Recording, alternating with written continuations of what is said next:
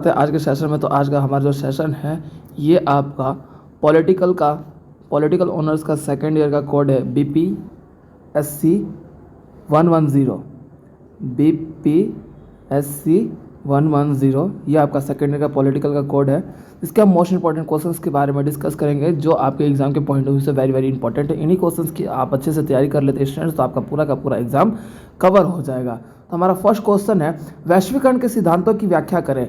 और ये स्टूडेंट्स इस तरीके से ही पूछ सकता है कि वैश्वीकरण से आप क्या समझते तथा वैश्वीकरण के सिद्धांतों की व्याख्या करें। ये आपका प्रॉपर दोनों तरीके से क्वेश्चन पूछा जा सकता है। तो सभी स्टूडेंट ध्यान दीजिएगा कि क्वेश्चन किस तरीके से पूछा जा सकता है। तो हम बात कर लेते हैं उत्तर का। तो देखिए वैश्वीकरण जिसे हम अगर मैं बात बोलूँ तो भूमंडलीकरण के नाम से भी जाना जाता है और इसे हम इंग्लिश में ग्लोबलाइजेशन बोलते हैं। ठीक है, विस्तार पूर्वक की दृष्टिकोण के रूप में देखा जाए तो पृथ्वी जो पूर्ण रूप से अलग अलग तौर तरीके से आर्थिक दृष्टि के अनुसार जो है एक देश दूसरे देश के संबंधित आता है और अपना विकास करता है, वो आपका वैश्वीकरण कहलाता है। वैश्वीकरण का शाब्दिक अर्थ ही होता है विश्व का एकीकरण, यानी कि विश्व के सभी देश जो है एकीकृत हो जाए और अपना एक साथ विकास करे, उसी को वैश्वीकरण कहा जाता है। और बेसिकली अब बात कर लेते हैं वैश्वीकरण के सिद्धांत यानी कि प्रिंसिपल ऑफ ग्लोबलाइजेशन। ठीक है, तो हम बात कर लेते हैं। देखिए वैश्वीकरण के बीच जो हमारा ऐतिहासिक दृष्टिकोण है जिसमें आर्थिक सामाजिक राजनीतिक शक्तियों का अत्यधिक रूप में जो है एक देश दूसरे देश के समीप आ जाने को ही हम वैश्वीकरण के सिद्धांत बोलते हैं। सिंपल लैंग्वेज में बोला जाए तो वैश्वीकरण हमारे जीवन में एक ऐसा व्यवस्था है जिसके अंतर्गत हम अपना उसका विकास इसी तरीके से कर पाते हैं। तो अब बात कर लेते हैं हम इसके सिद्धांतों का। तो हमारा पहला सिद्धांत है वैश्विकतावादी। अति वैश्विकतावादी, देखिए अति वैश्विकतावादी जो है वर्ल्ड इज प्लेट के रूप में जो है केनिची ओहमाय रूप में जो है इन्होंने बताया, केनिची जो थे इन्होंने बताया कि जो सोशल वर्कर के रूप में जो हमारा अलग अलग कंपनियां हैं उन कंपनियों का विस्तार निश्चित रूप में अर्थव्यवस्था को बढ़ाने के लिए तथा राष्ट्र को सुदृढ़ करने के लिए, सुदृढ़ का मतलब तो पावरफुल बनाने के लिए, पावरफुल क्या है बनाने के लिए वैश्वीकरण या फिर ग्लोबलाइजेशन के रूप में जो है इकोनॉमिकल ग्रोथ करने के लिए जो है यानी कि अति यानी कि शीघ्र से शीघ्र यानी कि जल्द फास्ट ग्रो करने के लिए वैश्वीकरण होना अनिवार्य है। आज हम देख सकते हैं कि हमारे सोसाइटी में, आज हमारे इन्वायरमेंट में वैश्वीकरण के कारण ही हमारा GDP जो है ग्रो हुआ है। ठीक है, और उसके बाद ससन्यवादी की बात की जाए तो दूसरी लहर में यहाँ पे हमारे देखने को मिला कि यहाँ पर हम एक दूसरे के पॉल हार्ट्स के द्वारा जो बताया गया कि यहाँ पे इन्होंने बताया कि ग्लोबलाइजेशन वह एक व्यवस्था प्लेटफॉर्म है जो आज के टाइम पे यानी कि प्रेजेंट टाइम पे कैसे फैल रहा है, कैसे हाउ टू ग्रो, कैसे ग्रो हो रहा है। तो first of all due to reason of social media, internet and like that की जितने भी आपके प्लेटफॉर्म हैं सोशल मीडिया के, उनके कारण आज हमारा जो है वैश्वीकरण का विस्तार देख सकते हैं। आज आप देख लो कहीं पे भी रहो, अपने आसपास के राष्ट्र के बारे इंटरनेशनल लेवल की खबर भी आप चुटकियों में पता कर सकते हो कि हाई कौन से देश में क्या घटना घटित हो रहा है। तो ये किसके कारण हो पाया है, ये आपका इंटरनेट के माध्यम हो पाया है। तो इसीलिए इंटरनेट इसकी महत्वपूर्ण भूमिका के रूप में देखा जा रहा है। अब उसके बाद हमारा अगला पॉइंट है परिवर्तनवादी जिसे हम चेंजेबल एनवायरनमेंट बोल सकते हैं कि जहाँ पे हमारा एक ही लक्ष्य है कि हमारा एनवायरनमेंट चेंजेबल हो। ठीक है, तो वैश्वीकरण क्या है, उसका सबसे बड़ा कारण क्या है कि सभी देशों का जो है एक एनवायरनमेंट है, वो जो बोल सकते हैं स्ट्रक्चर है, GDP है, उनका चेंजेस लाना। अब जैसे कि मान लीजिए कि चेंजेस किस एंगल में, डेवलपमेंट के एंगल में, नॉट ए टॉल की अगर बात बोला जाए तो डेवलपमेंट होना चाहिए। ठीक है, तो इस रूप में जो है हमारा परिवर्तनवादी व्यवस्थाओं का स्वरूप होना चाहिए। ठीक है, अब उसके बाद वैश्वीकरण का वास्तविक वितरण की बात किया जाए यानी कि जो रियलिटी है कि वैश्वीकरण को कैसे डिस्ट्रीब्यूट किया गया है। तो देखिए वैश्वीकरण का डिस्ट्रीब्यूट जानते हो किस रूप में किया गया है, अर्थव्यवस्था को ग्रो करने में। वैश्वीकरण का मतलब ही क्या होता है कि अर्थव्यवस्था को बढ़ाने का एक प्लेटफॉर्म। ठीक है, जिसमें आर्थिक रूप में हमारा देश में, हमारे अलग अलग सोसाइटी में, अलग अलग जो बोल सकते हो कंट्रीज में आप देख सकते हो कि एक देश दूसरे देश से जुड़ रहा है। वो क्यों हुआ? ड्यू टू रीज़न ऑफ वैश्वीकरण, ठीक है, यानी कि ग्लोबलाइजेशन। ठीक है, वैश्वीकरण को मैंने बता दिया कि आपको भूमंडलीकरण के नाम से भी जाना जाता है। अब उसके बाद उदारवादी, यानी कि बोल सकते हो कि जॉन लॉक के द्वारा उदारवादी परिभाषा दिया गया था। इनका मानना था कि समाज जो है राजनीतिक व्यवस्था के रूप में तभी आगे बढ़ सकता है जब समाज शिक्षित हो, समाज पढ़ा लिखा हो, सोसाइटी जो है एजुकेटेड एंगल हो, तभी जो है पॉलिटिकल एंगल जो है परफेक्ट होगा। अदरवाइज पॉलिटिक्स जिस तरीके से भी कार्य करेगा, अगर लोग शिक्षित नहीं हुए तो अपने खिलाफ हो रहे अन्याय के बोल सकते हो कि आवाज़ नहीं उठा सकते। ठीक है, तो ये हमारा पर्टिकुलर ये क्वेश्चन है। तो अब हमारा नेक्स्ट क्वेश्चन आ जाता है। अब बात कर लेते हैं स्टूडेंट्स नेक्स्ट क्वेश्चन का। तो हमारा नेक्स्ट क्वेश्चन है, राज्य के संप्रभुता के विभिन्न आयामों का आलोचनात्मक परीक्षण कीजिए। देखिए, बिल्कुल संप्रभुता का मतलब होता है कि एक ऐसा राज्य जहां पर राज्य पूर्ण रूप से अपना सक्षम हो अपने किसी भी नीति व्यवस्था, कानून व्यवस्था का निर्माण करने के लिए, जिसमें उसे किसी भी प्रकार के किसी व्यक्ति या फिर किसी वर्ग व्यवस्था का जो है उस पर कोई भी रोक टोक ना हो, वो अपना बोल सकते हो पूर्ण रूप से स्वतंत्र हो अपने अधिकार के रूप में, अपने कानून व्यवस्था का निर्माण के रूप में। ठीक है, जिसके अंतर्गत वो अपने राज्य का एक इस तरीके से सर्वांगीण विकास कर सके जहाँ पर पूर्ण रूप से अगर बात बोला जाए तो वहाँ पर सभी प्रकार के जो रीति रिवाज है या फिर बोल सकते हैं राज्यों के लोगों के हित के लिए कार्य है तथा लोग हित कल्याण के लिए वहाँ पर कार्य किए जा रहे हो या बेहतर समाज के निर्माण के लिए, तो संप्रभुता की बेहतर ही आवश्यकता होती है, जिसके अंतर्गत हम जर्मनी, स्विट्ज़रलैंड, अमेरिका जैसे देश है जो संप्रभुता के रूप में जाने जाते हैं, जिनके अगर बात किया जाए तो इन देशों में अपने कानून व्यवस्था को निर्माण करने में पूर्ण रूप से ये सक्षम है। इनकी असीमित व्यवस्था के अधिकारों की व्यवस्था देखने को मिलती है, जिसमें अगर हम बात बोले तो संप्रभुता एक ऐसा राज्य है जो तीसरे स्वतंत्र रूप में देखा जा रहा है कि पूर्ण रूप से वो स्वतंत्र हो, उस पर किसी भी व्यक्ति का रोक टोक ना हो, कोई भी व्यक्ति उस पर बोल सकते हैं कि अपना आधिकारिक व्यवस्था का स्वरूप ना अपनाए, वो सर्वोच्च व्यवस्था में एकमात्र खुद का ही अधिकार स्थापित करता हो। ठीक है, वो हम संप्रभुता के रूप में देखते हैं। इसकी अवधारणा के अंतर्गत हम देखे जाए तो सर्वोच्च प्राधिकार का मतलब होता है कि राज्य जो है दावा करता है अपने खुद सिचुएशन का कि हाँ मैं अपने राज्य का निर्माण खुद करूँगा, अपने राज्य का विकास मैं खुद करूँगा। तो इस स्थिति को ही हम संप्रभुता का स्वरूप बोलते हैं, जिसमें अगर हम बात बोले सरल शब्दों में तो संप्रभुता हमारे समाज का वो एक स्वरूप है जो पूर्ण रूप से अपने समाज के हर आर्थिक व्यवस्था, अपने समाज में वृद्धि करना, आर्थिक संघर्ष या फिर शक्ति को बढ़ावा देना इत्यादि जो है ये सभी जो निर्णय लेता है वो आपके राज्य के रूप में देखा जाता है। तो वो एक संप्रभुता राज्य कहलाता है, जिसमें उसका सारे फैसले, उसके सारे जो कानून व्यवस्था का स्वरूप है वो उसी के अधीन होते हैं, उसके ही अंडर होते हैं, उसी को हम संप्रभुता बोलते हैं। समाज के रूप में देखा जाए तो इसे ऑस्ट्रीन के संप्रभुता सिद्धांत को जोड़ा जा सकता है कि ऑस्ट्रीन जो थे उन्होंने बताया कि संप्रभुता जो है एक ऐसा सिद्धांत है जिसका इतिहासकारों के रूप में, यहाँ पर प्रासंगिकता रूप में, अंतर्राष्ट्रीय व्यवस्था के रूप में और बहुलवादी व्यवस्था के रूप में तथा हेनरी ने भी इसी बात को बताया कि संप्रभुता का मतलब होता है कि निम्नलिखित 4 रूपों में इन्होंने वर्णन किया था इनने। ठीक है, तो पहला है आपका निश्चित मानव प्राधार की धारणा। ठीक है, यानी कि पूर्ण रूप से आपका देखा जाए तो संप्रभुता बताया कि हेनरी मैन ने इस विचार को तथ्य संगत बताया कि जो अपनी पुस्तक में उन्होंने लिखा अर्ली इंस्टीट्यूट्स जो है आपका बोल सकते हैं पुस्तक में लिखा कि जो इतिहास है वहाँ पर अगर मैं बात बोलूँ तो हेनरी ने पंजाब के प्रसिद्ध राजा रंजीत सिंह का उदाहरण देते हुए बताया कि एक शक्तिशाली राजा होने के कारण एक राज्य है पूर्ण रूप से बेहतर तरीके से तथा विकसित तरीके से चल सकता है। तो इसी को संप्रभुता का स्वरूप बोला जाता है। ठीक है, हमारे समाज की अगर अवस्था की बात की जाए तो संप्रभुता हमारे समाज में बेहद ही आवश्यक है, हमारे नीतिगत व्यवस्था का निर्माण करने के लिए, तो हमारे व्यक्तिगत व्यवस्था का भी निर्माण करने के लिए। ठीक है, अब इसके अगले पॉइंट्स ऑफ हेडिंग की बात की जाए तो कानून प्रभुता की आज्ञा नहीं मानता, मात्र नहीं है, यानी कि जो कानून है संप्रभुता का एकमात्र नहीं है। ऑस्ट्रीन ने ये बात बताया कि कानून है ना वो मात्र आज्ञा दे, इस चीज़ का वो स्वरूप नहीं है। जनसंख्या अपना नियंत्रण स्वयं पे खुद कर सकता है, अपना विकास खुद स्वयं कर सकता है, उस अवस्था के रूप में जो है यहाँ पर देखा जाता है संप्रभुता को। अब हमारा नेक्स्ट पॉइंट है शक्ति के अत्यधिक महत्व। देखो ऑस्टिन ने संप्रभुता को बताया कि संप्रभुता तभी हो सकता है जब शक्ति का अत्यधिक स्वरूप हो, यानी कि जो बल होता है ना, बल यानी कि पावर, वो आपका किसी राज्य में हो, वही आपका संप्रभुता के रूप में देखा जाता है। लोकप्रिय प्रसंगता के रूप में देखा जाए तो यानी कि लोकप्रिय व्यवस्था रहेगा, तो कोई भी राज्य अगर लोकप्रिय रहेगा तो इस स्थिति में जो है हम अपना विकास करने में सक्षम हो सकते हैं तथा अपना विकास कर सकते हैं।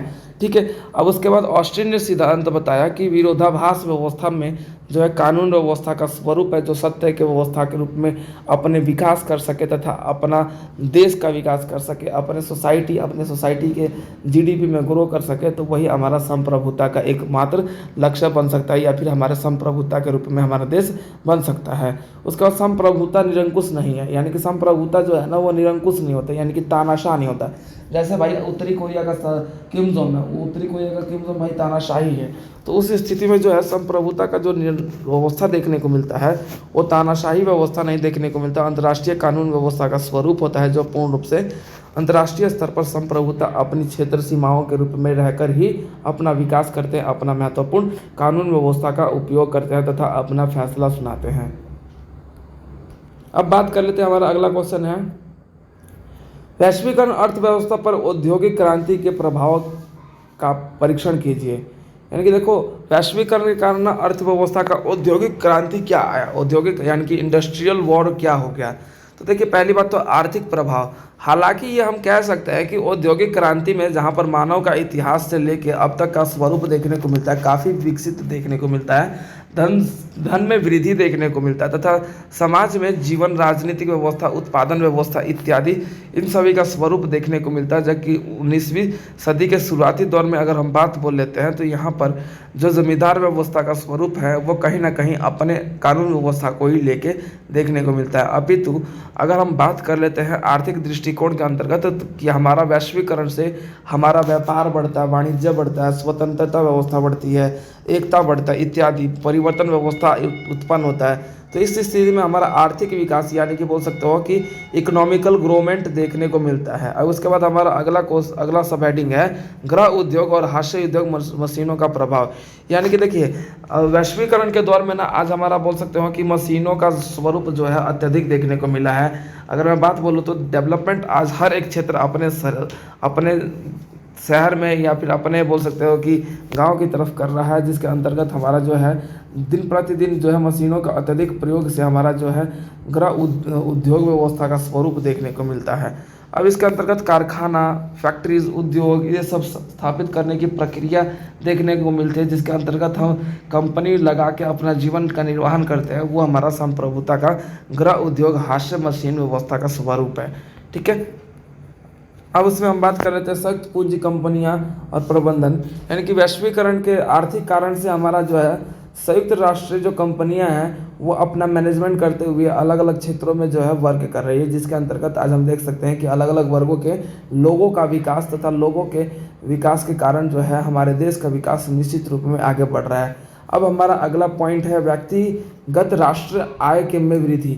यानी कि जो व्यक्ति की राष्ट्रीय आय में वृद्धि करने का स्वरूप जो है एक व्यक्ति के रूप में देखा जाता है कि अगर वैश्वीकरण का दौर आता है तो इस स्थिति में जो है एक राष्ट्र का विकास निश्चित रूप में जो है आय के रूप में देखा जाता है या फिर जीडीपी के रूप में देखा जाता है या सैलरी ग्रोथ के रूप में देखा जाता है। और उसके बाद वैश्वीकरण से हमारा संचार व्यवस्था का विकास है। यानी कि वैश्वीकरण से हमारा संचार है, यानी कि जैसे आपका टेलीविज़न, फ़ोन, इंटरनेट इत्यादि सोशल मीडिया ये सब क्या है आपका संचार माध्यम है। यानी कि बोल सकते हो नॉन वर्बल देखा जा रहा है। ठीक है। यानी कि ये बोल सकते हो कि ये इशारे से रूप में ज़्यादा देखने को मिलता है। तो संचार व्यवस्था का स्वरूप है ना वो विकास हमारा बोल करना, दिखाकर करने की प्रक्रिया में ज़्यादा महत्व रखता है हमारे देश के कल्याण का। अब हमारा अगला क्वेश्चन है विश्व बैंक के संगठनात्मक ढांचे और कार्य प्रणाली पर व्याख्या कीजिए। अब देखिए विश्व बैंक यानी कि इंटरनेशनल डेवलपमेंट एसोसिएशन, ठीक है, अगर मैं बात बोलूँ तो IRBD के रूप में जो है देखने को मिलता है, संगठन के रूप में देखने को मिलता है। ये हमारे समाज को वित्तीय संस्था व्यवस्था के रूप में जो है पूर्ण रूप से अपने क्षेत्र में विकास लाना, अपने क्षेत्र के साथ IMF की, यानी कि बोल सकते हो कि इंटरनेशनल मनी फाउंडेशन के रूप में देखा जाना, ये कहीं ना विश्व बैंक व्यवस्था का स्वरूप जाना जाता है। तो विश्व बैंक का जो जाने देश व्यवस्था के रूप में देखने को मिलता है कि ऐसे विशेष प्रकार के परियोजना, ऐसे विशेष प्रकार के योजनाओं का स्वरूप जो है इसी मंच देखने को मिलता है कि हमारे समाज की, हमारे सोसाइटी के रूप में आज हम देख सकते हैं। हमारे इसी मतलब भारत को ही देख लीजिए, विश्व बैंक संगठनात्मक ढांचे के रूप में जो हमारा जो व्यवस्था है वो किस तरीके का, मैन्युफैक्चरिंग जो आज डे बाई डे बढ़ रहा है, कंपनियां अत्यधिक रूप में जो है अपना विकास कर रही हैं, किस तरीके से विकास कर रही हैं। ठीक है, तो कहीं ना कहीं हमारा समाज जो है वैश्वीकरण के कारण जो है हमारा समाज अलग अलग संगठनात्मक में बटा हुआ है। तो अब इसके पॉइंट्स आ जाते हैं। विश्व बैंक के कार्य प्रणाली, यानी कि विश्व बैंक यानी कि इंटरनेशनल बैंक फाउंडेशन के रूप में देखा जा सकता है, या फिर बैंक का पहला कार्य जो है 1950 के दशक में विस्तार पूर्वक जो है विश्व के अलग अलग देशों में शुरू हो चुका था। ठीक है, 1956 जिसे हम बोल सकते हैं 1956 के रूप में अंतर्राष्ट्रीय वित्तीय व्यवस्था या फिर IFC का स्थापना किया है।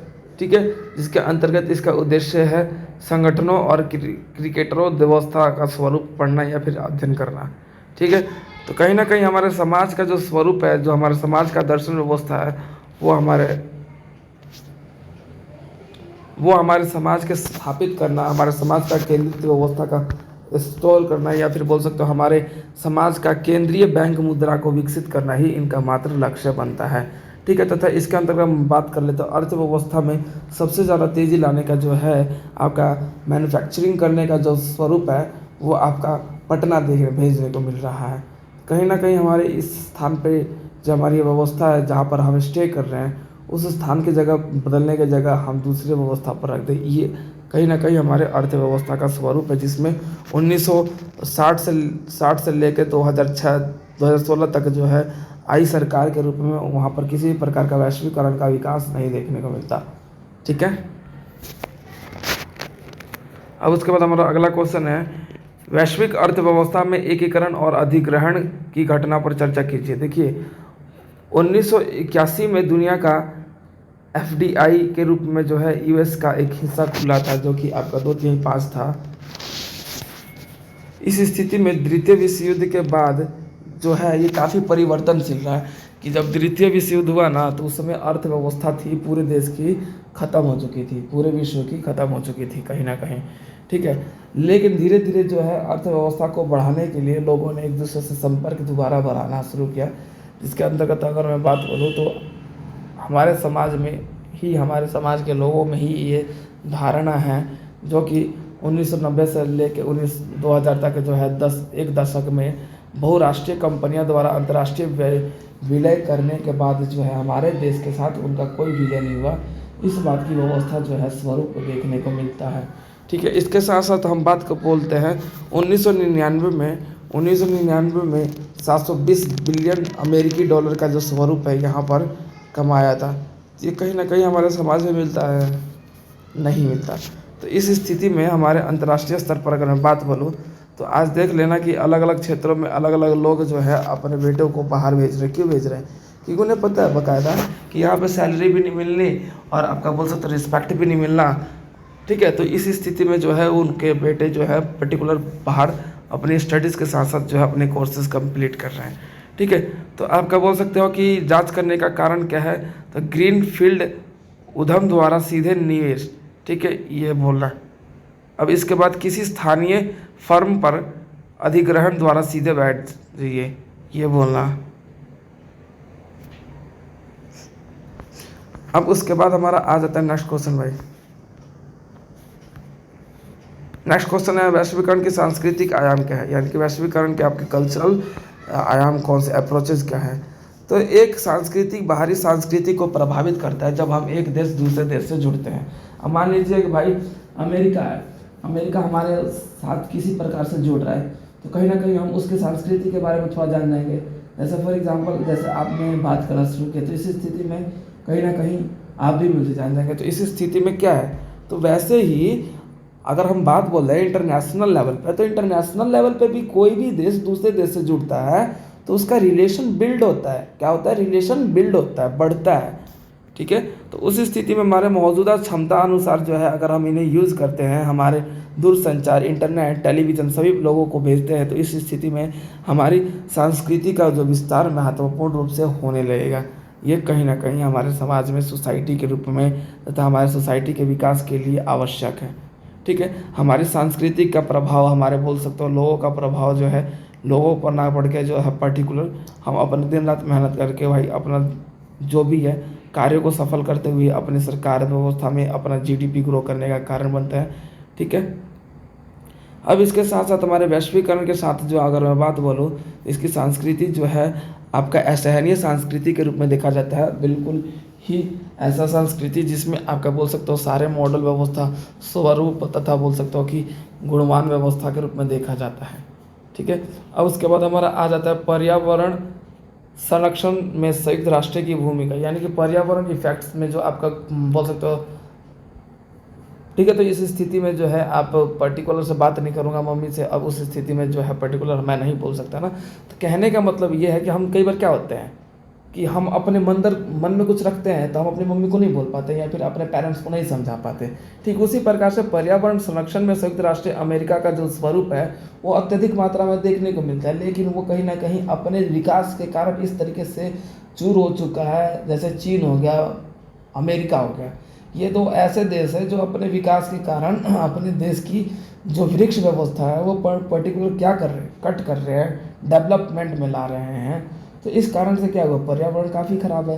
तो इस स्थिति में जब यूएन में संगठन बैठता है, यानी कि यूनाइटेड नेशन में संगठन बैठता है, तो पूछा जाता है सारी रिपोर्ट्स, तो उस सिचुएशन में क्या है, आपको जो डेटा होता है वो डेटा गलत बताया जाता है।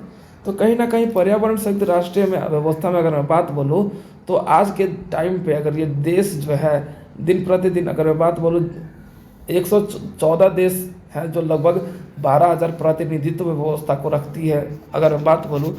अब उसके बाद राष्ट्रीय व्यवस्था को चलाने के लिए तथा राष्ट्रीय व्यवस्था की सुचारू रूप से विकास करने के लिए पर्यावरण को संरक्षण करना संयुक्त राष्ट्र का एकमात्र लक्ष्य था, जो कि संयुक्त राष्ट्र ने इस व्यवस्था को अपनाते हुए संसाधन पर राज्य का संप्रभुता अधिकार जोर से देता हुआ कहता है कि संसाधन व्यवस्था पर जो है जिसका अधिकार है वो हमारे बोल सकते हो कि संप्रभुता का है। तो यहाँ पे स्टॉकहोम बैठक के द्वारा बाद जो है यहाँ पर कार्यक्रम या फिर घटनाक्रम के रूप में जो है योजना बनाएगा और ये योजना जो है संपूर्ण रूप से हमारे समाज विकास के लिए बहुत ही महत्वपूर्ण हो। तो इस स्थिति में ये हमारी बैठक बुलाई गई थी। तो देखिए, जिसमें अगर हम बात बोले तो हमारे पर्यावरण का जो स्वरूप है, पर्यावरण संरक्षण संयुक्त राष्ट्र अमेरिका की भूमिका, तो इसमें कानून व्यवस्था का निर्माण किया गया जहां पर हम अपने पर्यावरण को संरक्षित करने के लिए संयुक्त राष्ट्र अमेरिका के द्वारा संयुक्त राष्ट्र जो है अमेरिका नहीं, संयुक्त राष्ट्र यानी कि यूनाइटेड नेशन के द्वारा जो है ये कार्यक्रम किया गया। अब 1970 के दशक में ये देखा गया कि उत्तराखंड में राज्य ने महिलाओं के रूप में देखा जाए तो यहाँ पे चिपको आंदोलन को स्वरूप अपनाया। चिपको आंदोलन को क्यों किया गया भाई, आपको किस लिए किया गया, ताकि पेड़ों की कटाई ना हो सके। उत्तराखंड में जो पेड़ों को काटने का जो आदेश था उस मतलब पेड़ों की कटाई को रोकने के लिए महिलाओं ने पेड़ों से चिपक कर अपना बोल सकते हो योगदान दिया और उनको रोकने का प्रयत्न किया गया और कोशिश किया गया, जिसके तहत अगर मैं बात बोलूँ तो इससे हमारे पर्यावरण को काफ़ी हद तक सुरक्षित रखा गया था। अब उसके बाद हमारा 1992 में रियो डी जेनेवो में बोला गया कि शिखर सम्मेलन हुआ जो पर्टिकुलर पर्यावरण के वाद विवाद को लेकर हुआ और ये हमारे अंतर्राष्ट्रीय स्तर पर देखा गया, जो कि बात कर लेते हैं तो यहाँ पर। और यह सम्मेलन जो है आपके ब्राज़ील के रियो डी जेनेरियो में आपका आयोजित किया गया था 14 जून से, ठीक है, जो कि 1992 में। तो ये किस लिए बेसिस पे था, ताकि हमारे पर्यावरण को सुरक्षित रखा जा सके, हमारे पर्यावरण को संभाल कर या फिर बोल सकते हो आने वाले भविष्य को खतरे में ना रखकर हमारे पर्यावरण को सुरक्षित रखने का प्रयास था। ठीक है, क्लियर है। अब उसके बाद हम बात कर लेते अगले क्वेश्चन का। तो हमारा अगला क्वेश्चन है अप्रसार संधि और व्यापक परमाणु परीक्षण प्रतिबंध संधि में अंतर स्पष्ट कीजिए। तो देखिए, अप्रसार संधि क्या है, जिसे NPT परमाणु हथियारों और हथियारों को तकनीकों को रोकने के लिए, ताकि विश्व में शांति बनी रहे तथा परमाणु व्यवस्थाओं का स्वरूप ना हो, और किसी भी ऐतिहासिक घटना में अगर बात बोला जाए तो अंतर्राष्ट्रीय स्तर पर किसी भी देशों के पास ऐसा स्वरूप ना आए कि सामने वाला किसी भी देश पर जो है परमाणु हथियारों का जो है बोल सकते हो कि तोप, या फिर बोल सकते हो परमाणु हथियार दाग दे। दागने का मतलब है छोड़ दे। ठीक है, अगर मैं बात बोलूँ तो परमाणु युद्ध का जो खतरा जो है हमारे समाज में आज भी बना हुआ रहता है। जैसे कि आपने देखा होगा कि पाकिस्तान कई बार क्या होता था, हमारे पास परमाणु, हम तो छोड़ देंगे, वो कर देंगे, इत्यादि इत्यादि जो है इस तरीके की बातें बोला जाता है। तो देखो ये संधि जो हुआ 1970 के देश में 1970 के आसपास लागू हुआ। अधिक देशों में इसमें किसी न किसी हथियार सीमा को रोकने के लिए समझौते के रूप में NPT के अंतर्गत जो है ये पृष्ठ किया गया, और इसमें 191 राज्य शामिल थे जो कि परमाणु हथियारों को रोकने का एकमात्र बोल सकते हो कि ये एक जरिया था इस संधि के साथ। ठीक है, NPT। ठीक है, अब उसके बाद व्यापक परीक्षण प्रतिबंध व्यवस्था का जो है हमारा संधि देखने को मिला। तो ये CBT यानी कि सभी परमाणु विस्फोट का प्रतिबंध लगाने का ये संधि था, यानी कि जितने भी प्रकार की परमाणु है उस पर सभी प्रकार के, ठीक है, ठोस कर जो है जो बहुत ही ज़्यादा अत्यधिक मात्रा में खतरनाक हो, विनाशकारी हो, या फिर बोल सकते हो कि सर्वनाशी हो। ठीक है, जिसमें अंतर्गत हमारा जो है यहाँ पर इसकी स्थापना करते हुए 1882 में इसकी व्यवस्थाओं का स्वरूप देखने को मिला। 1896 में ये लोगों ने इस पर हस्ताक्षर करते हुए देश के अलग अलग राज्यों में, जैसे कि अगर बात बोला जाए तो इसमें 185 देशों ने अपना महत्वपूर्ण योगदान दिया, जिसके अंतर्गत 168 देशों ने अपना पृष्ठ बताया, जैसे कि मिस्र, ईरान, इजराइल, संयुक्त राज्य अमेरिका जैसे देशों ने यहाँ पर संधि करते हुए अपने नामांकन किया। और सबसे पहले अगर मैं बात बोलूँ तो इन्होंने संधि करने से बिल्कुल मना कर रहे थे, लेकिन भारत उत्तरी कोरिया महासभा के रूप में जो है अपना परमाणु हथियारों का जो है हस्ताक्षर करते हुए जो है स्वरूप को ना अपनाने का स्वरूप अपनाया। क्यों? क्योंकि पाकिस्तान के बीच भी मतभेद था, भारत और पाकिस्तान का 1970 का जो स्वरूप था वो उस टाइम। ठीक है, तो इसी कारण से परमाणु हथियारों को जो स्थिति थी हस्ताक्षर करने का, तो पूर्ण रूप से कोई भी देश हस्ताक्षर करने के लिए बोल सकते हो कि मतलब करना ही नहीं चाहता था। ठीक है, क्योंकि पता है कि भाई हस्ताक्षर कर देंगे तो इस स्थिति में अगर हम परमाणु यूज़ करेंगे तो जाहिर सी बात है हम ही गलत कहलाएंगे UN में, यानी कि यूनाइटेड नेशन में, यानी कि संयुक्त राष्ट्र में गलत कहलाएंगे। तो इस स्थिति में कोई हस्ताक्षर करना ही नहीं चाहता था। क्लियर है? अब उसके बाद वैश्वीकरण के रूप में भारत में जलवायु प्रतिबद्धता और उसकी प्रगति व्यवस्था के बारे में बताइए, यानी कि वैश्वीकरण के कारण। देखिए, पेरिस जलवायु समझौते के रूप में जो भारत अपने 3 लक्ष्य व्यवस्था को अपनाते हुए आ रहा है, जो कि 2030 तक आने वाले समय में आज हम देख सकते हैं कि इतना ग्लोबल वार्मिंग के कारण हमारा तापमान में इतना वृद्धि हो चुका है, यानी कि विकसित हो चुका है, जिसके कारण आज हम अपने जीवन में बोल सकते हैं कि जैसे आपका हीट वेव आप आज देख रहे हैं कि 2024 में पहली बार जो हीट वेव निकल रखा है, जो पर्टिकुलर इतना खतरनाक है कि काफ़ी लोगों का जो है जान माल की हानि हो चुकी है, पशु मर रहे हैं, फसल ख़त्म हो चुका है, जो पर्टिकुलर जल गाड़ियाँ AC इत्यादि जो है अपना बोल सकते हो कि पर्टिकुलर अपने आप ही जल जा रही हैं। ठीक है, तो देखा जाए तो 2.5 से लेकर 3 मिलियन टन जो है कार्बन डाइऑक्साइड के बराबर जो है अत्यधिक यहाँ पर गर्मी पैदा हो रहा है दिन प्रतिदिन। अगर मैं बात बोलूँ तो 2018 में UNFCCC को सौंपा गया रिपोर्ट में बताया गया कि भारत 2030 तक के समय में अर्थव्यवस्था का उत्सर्जन इतना तीव्रता से बढ़ जाएगा, जिसके अंतर्गत जो है यहाँ पर तापमान की वृद्धि यहाँ पर भी देखने को मिलने लगेगा। और आने वाले भारत में, जबकि अन्य देशों से अगर मैं बात बोलूँ तो आने वाले भारत में भारत भी एक ऐसा देश बन जाएगा पूर्ण रूप से जहाँ पर विकसित व्यवस्था का स्वरूप हो, लेकिन हरियाली, खेती, जंगल, पेड़ पौधे, जीव जंतु इत्यादि ये सब का विनाश हो चुका होगा। तो ये सारी बातें यहाँ पर बताया गया। अक्षय ऊर्जा भारत का एक आक्रामक व्यवस्था का स्वरूप है, जो मुख्य रूप से यहाँ पर ग्रीन हाउस गैसेज का उत्सर्जन दिन प्रतिदिन हो रहा है, वायु प्रदूषण हो रहा है। वायु प्रदूषण और ग्रीन हाउस गैसेज जो कि पर्टिकुलर किससे CFCS यानी कि क्लोरोफ्लोरोकार्बन, कार्बन डाइऑक्साइड जो है, ये दोनों ऐसी गैसेज हैं जो पर्टिकुलर आज हमारे वातावरण को इस तरीके से दूषित कर रहे हैं, और आने वाले टाइम में हमारा वातावरण पूर्ण रूप से जो है खतरे में पड़ जाएगा। ओजोन लेयर डैमेज हो रहा है, ग्लोबल ग्लोबल वार्मिंग बढ़ती जा रही है, पूरा समाज जो है, पूरी समाज व्यवस्था और पूरा भविष्य जो है अब हमारा खतरे में नज़र आता हुआ आ रहा है। तो भारत पेरिस समझौते के रूप में जलवायु व्यवस्था का स्वरूप भारत किया और अपना परीक्षण करते हुए भारत ने जलवायु व्यवस्था को समझते हुए वहाँ पर पर्यावरण को सुरक्षित रखने के लिए अपना कदम उठाया। क्लियर है? अब हमारा अगला क्वेश्चन है, लास्ट क्वेश्चन है, शरणार्थी, प्रवासी और अप्रवासी के बीच अंतर स्पष्ट कीजिए। रिफ्यूजी जिसे बोलते हैं, शरणार्थी। देखो ये शरणार्थी शब्द लैटिन शब्द है जो कि गेरे के रूप में देखा जाता है, जिसका अर्थ है सुरक्षा के लिए पलायन करना, शरणार्थी कहलाता है। यानी कि शरणार्थी यानी कि किसी के शरण में आ गए, हम बोलते हैं ना, हे भगवान मुझे अपनी शरण में बुला ले, तो आप शरणार्थी कहलाए। और आप शरण में कब बुलाते हो अपने आप को?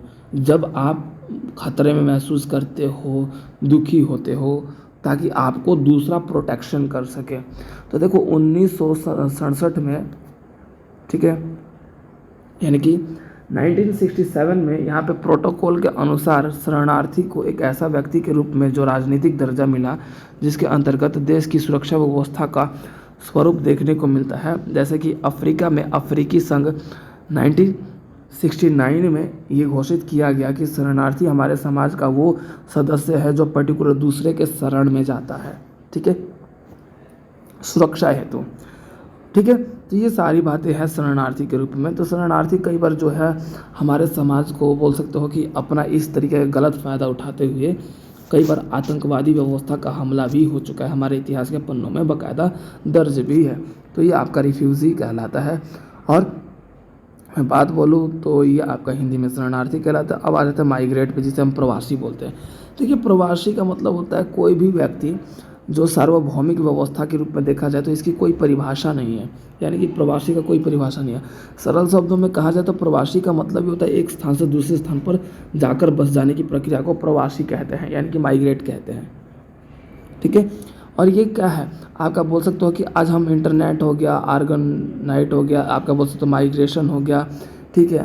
तो ये अलग अलग प्रकार की बीमारियाँ हो रही है। तो अलग अलग प्रकार की बीमारियाँ होने के कारण जो है हम इलाज के लिए भी दूसरे क्षेत्र में जाते हैं, तो वो भी माइग्रेट, लेकिन माइग्रेट क्या हुआ, पर्टिकुलर कुछ समय के लिए हुआ, ठीक है। तो हमारे समाज की व्यवस्था में देखा जाए तो हम एक स्थान से दूसरे स्थान पर जाकर अपना ग्रह जो है स्थापित करते हैं और हम वहाँ रहने लगते हैं, तो इस स्थिति में माइग्रेट कहलाता है या फिर प्रवासी के रूप में कहलाता है। प्रवासी अत्यधिक व्यापार के श्रेणी में रूप में देखा जाता है, जो कि दूसरे क्षेत्र में व्यापार करने जाता है या फिर रोजगार के क्षेत्र के रूप में देखा जाता है, ठीक है। तो ये हमारा प्रवासी था। अब हम बात कर लेते हैं जिसे हम बोल सकते हो अप्रवासी, जिसे हम डायोस्पोरा बोलते हैं। डायोस्पोरा ऐसे व्यक्ति जो सदस्य या फिर तंत्रों, संघ और व्यवस्था का समुदाय होते हैं जो कि मूल रूप से अपने देश को छोड़ तो दिया है लेकिन उसके साथ संबंध भी रखा है, वो आपको डायोस्पोरा बोला जाता है। माइग्रेट क्या होता है, जो पर्टिकुलर हमेशा के लिए बस जाता है। क्या बोला, पर्टिकुलर हमेशा के लिए बट जहाँ पर जाके बस जाता है। मान लो कि मैं दिल्ली में रहता हूँ, दिल्ली से जाके मैं बेंगलोर में हमेशा के लिए बस गया, तो वो क्या है, प्रवासी है। और डायोस्पोरा क्या है, जो पर्टिकुलर आप अपने क्षेत्र में से तो दूसरे क्षेत्र में चले गए लेकिन अपने क्षेत्र के साथ भी आप संबंध रख रहे हो। जैसे कि हम बहुत बार भाई विलेज में जाने के बाद भाई शादी होती तो हम विलेज में भागे भागे जाते हैं अपने लोगों के पास, तो वो डायोस्पोरा कहलाता है। तो स्टूडेंट्स ये था आपका प्रॉपर क्वेश्चन जो कि पर्टिकुलर अब कंप्लीट होता है, यानी कि ये कोड BPSC 110 जो है एग्ज़ाम के इंपॉर्टेंट क्वेश्चंस के साथ कंप्लीट होता है। इन्हीं क्वेश्चंस को आप अच्छे से कर लेते हैं स्टूडेंट्स, तो पूरा का पूरा आपका एग्ज़ाम जो है बेस्ट स्कोर मार्क्स से कंप्लीट हो जाएगा। तो जो भी स्टूडेंट्स डाउट होगा आप कमेंट्स में ज़रूर अपना फीडबैक दीजिएगा। ओके स्टूडेंट, तब तक के लिए ध्यान रखिए, टेक केयर।